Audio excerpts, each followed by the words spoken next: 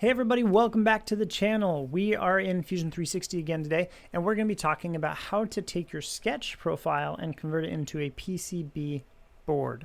So in Fusion 360, I've already created this little sketch. You can see it's kind of like a kind of random shape.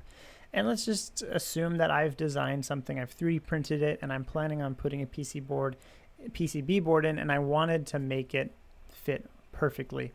And so I've designed this random shape. So we're going to go to create, and down near the bottom we have derive PCB from sketch. So we'll click on that. It's going to ask us to select a profile, which we'll just click on this, and we'll click OK.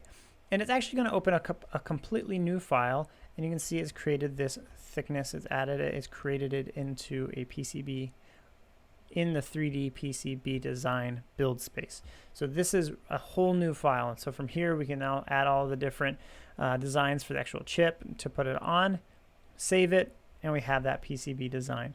That's all it is for this video. Really short. If you have any questions, leave them down in the comments below. Hit that like button, and I will see you guys next time. Keep modeling. Bye.